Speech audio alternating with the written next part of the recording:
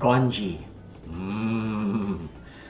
Very good on a very cold morning. Like right now, it's around 15 degrees outside. It's unusually cold here in southeastern Pennsylvania and unusually cold for the US.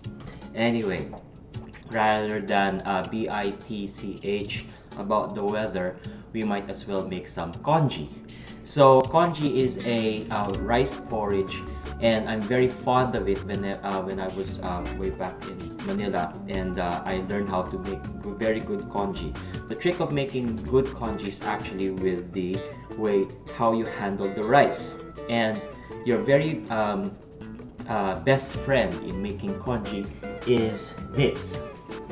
This, my friends, is called a stock pot. It's what you actually use in order to make stock, but because it has the capacity to handle a large amount of water, gallons and gallons of water, you could practically boil more or less forever. Not just your stock, but also your water for making good congee. So the trick in making congee is that the rice should be very well fluffed, and therefore there are certain tricks that you can do aside from just boiling it for a long period of time. So first you have to have, as I've said, the stock pot, because it will handle that amount of water, and that will allow you to boil for hours on end. Of course, you have to have your rice. I just insist on white rice. You can use whatever's available in the Philippines, whatever's available in your kitchen. You can also use California rice, just not parboiled rice, because parboiled rice doesn't have already much of the flour or the starch that is actually in the rice grain. So it has to be raw rice. So you have to have one of these. And then of course, lots and lots and lots of water. Now what you can flavor your congee with is dependent on you. It's much like siopaw, you know, you can put anything that you want in. It's just like making a sandwich. Whatever you want to put in your sandwich is your affair.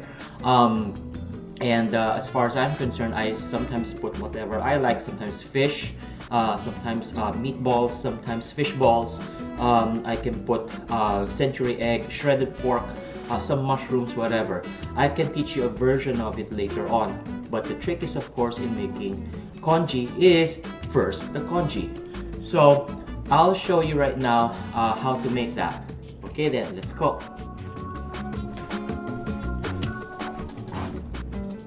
As mentioned a while ago, the trick in making good congee is for you to fluff the rice, as in fluff the rice while you are cooking it, boiling it in huge amounts of water. Now, you can do that without breaking the rice, but it will take quite some time. And therefore, for you to cut the cooking process probably to like even half or even less than that, you might want to really break the rice so well by pureeing it in a food processor with some water. Now this is a cup of rice, and the cup of rice is up to here. I added some water until to cover, and probably the level of the water above the rice is probably just something like 1/4 of an inch, like that, so it's higher. Now with that, you set your I don't think you heard me with that. Set the thing to liquefy, and then press, and then just, you know, make it as pureed as possible, like so.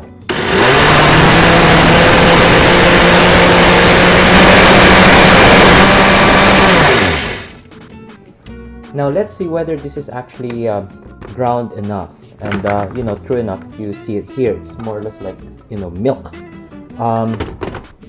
The more broken the rice, the easier it is for you to make your congee. So you know, you still have rice grains, but at least it's very well broken.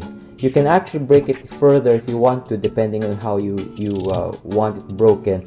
But as I've said, the more broken the rice is, the better, and it's easier for you to cook congee.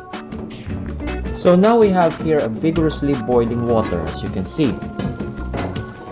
And here we have our rice paste. of some sort. There's still some whole grains of rice, but I decided to give this really another go. And as you can see right here, it's really very thick, like that. Okay, and we're going to pour this in the boiling water, you know, slowly.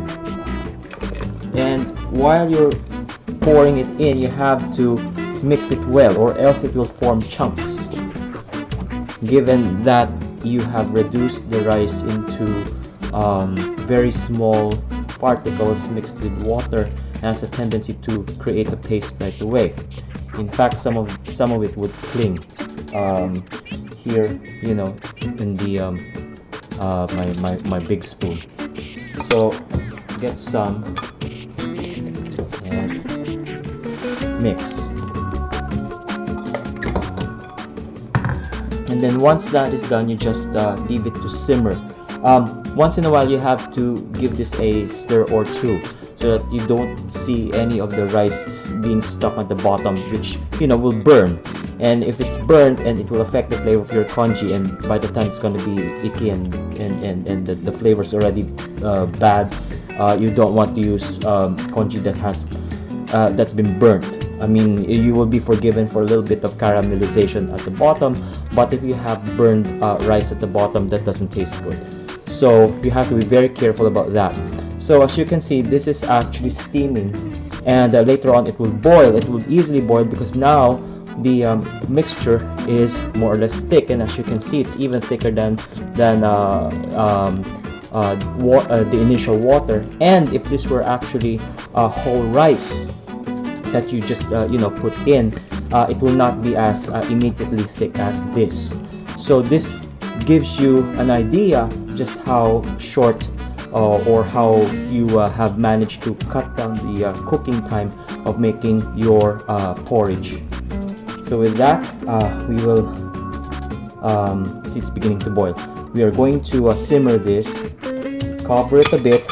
You might want to cover this not totally this way, or else it will overflow and later on you'll have a big mess, but rather just have it this way.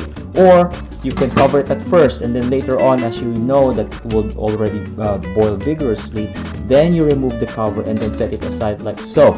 This will give a little bit of escape for the vapor, so it doesn't create this very vigorous boil that will probably make a big mess of everything, you know, with all the porridge coming out of the pot, and makes a big mess out of your kitchen and your stove for cleaning. So you probably have to leave this to simmer for with occasional stirring, as I've said, for about like an hour or so, depending on how thick or how fluffy your rice you want it to be. So we'll come back to this later. Okay, so this thing has been cooking for about an hour or so, and it's at low heat, and sometimes I leave it this way so that at least it has an escape slit, you know, for the steam to come out, so it doesn't overflow. So anyway, when you remove the cover, now we have our basic white congee, and it's very thick. And this is the thing that I want you to know about good congee. If you look at it closely, it doesn't have much of the rice grains. It should be that way. So anyway, what can you do with this? So I will show you next how to serve it. So we can cover this and turn it off and set it aside. Okay, my mom likes to eat congee this way. So you have your plain white congee here. That's already done. It's just like white rice. And here we have some ginger, and here we have garlic and some onions, and you know, a couple of fillet of fish. This one's flounder. So saute your ginger, and then a little bit of the garlic and some onions.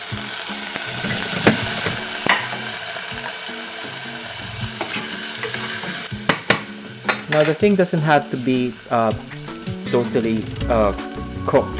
just lightly sauteed. And then here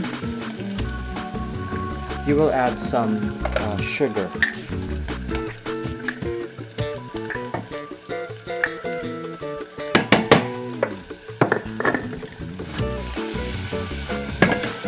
And also some fermented soybeans. We call this in the Philippines tau si. It's salted fermented black soybeans. Add to that some soy sauce.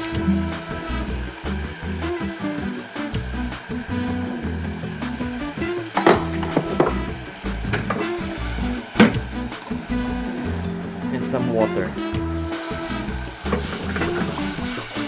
Just so that it becomes a light sauce. Not thick, just light. Now you will notice that this will boil easily. To this you will poach your fish.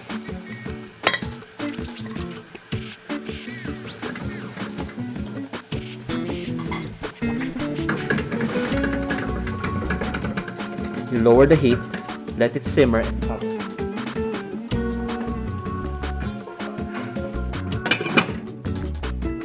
So that's one of the first things that you can do with congee. You don't mix the rice, but you serve this separately. Much like, there's a flavoring to white rice when you order in Chinese restaurants. So there's a main dish along with the white rice, somewhat like similar to that. This I will simmer onto the next or adjacent burner, like so.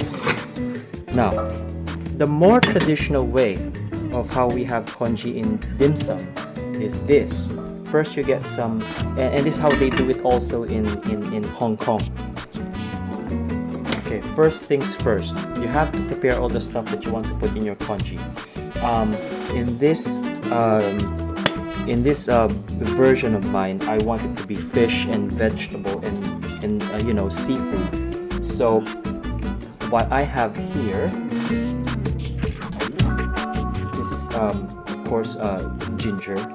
This is century egg, and some fish balls, and then mushrooms, and a little bit of onions, garlic, and some fish.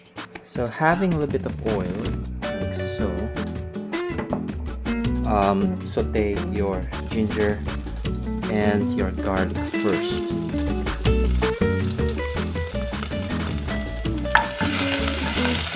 Next, you want to saute also probably a little bit of your onions.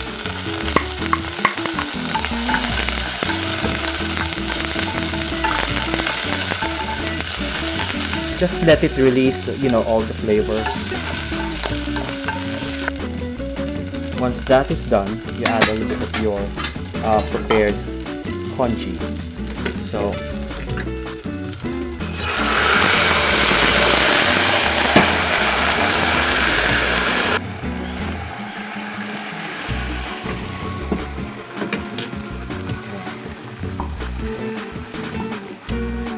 So next you stir that very well.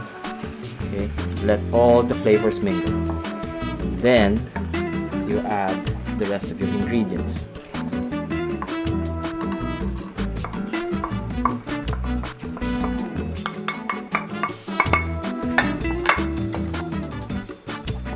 Let it cook.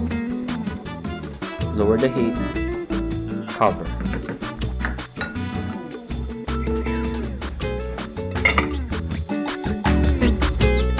Okay, so this thing has been simmering for quite some time, probably like 5 minutes or so. And this is what we get. You will season that with a little bit of salt. Okay. Remember, we started with white congee without any salt and flavorings at all. So you need to salt this, according to your taste. Okay, good. And then, as a finishing touch, you add a bit of sesame seed oil.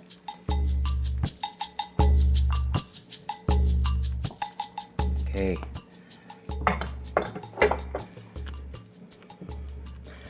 Now, give it a little bit of a stir and then taste. Good. And you can turn it off. Good. Okay, the many ways of eating congee. The first one, this is, as I've said, is your plain white congee. My mom likes to eat it this way, so does my dad if he likes a very light meal. So, this is your fish, and essentially look at the, if you look at it, it's slightly stewed in soy sauce with the beans, you know, the fermented beans, the ginger, garlic, some of the onions and all that, sugar. It gives that very good contrast to your white congee. So it's very plain. And essentially what you do is you just get some of the fish and then put it on top, a little bit of the soy sauce, and that's it.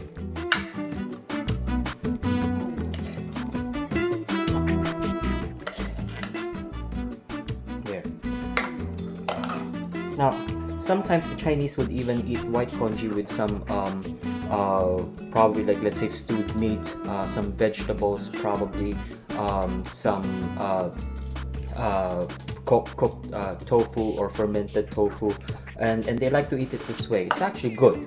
The more elaborate way of eating of congee preparation, or what we usually have in the Chinese restaurants, is the following. Now, you take a bowl.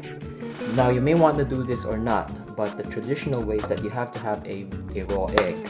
The raw egg is going to be cooked anyway with the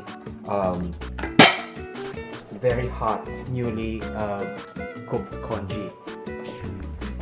So this one is still steaming, and you pour good. And then you get some youtiao. Youtiao is the Chinese crullers. It's like your donuts. Now, sometimes you roll this in sugar and you eat it plain. Some Chinese restaurants would roll this in ho fan, which is a kind of flat wheat noodle, and then they serve that as steamed with some soy sauce, sometimes with some shrimp inside it. Anyway, this one is youtiao, and then after you apply that, you put some chives on top. That's it. In both cases, both are delicious. So eat away.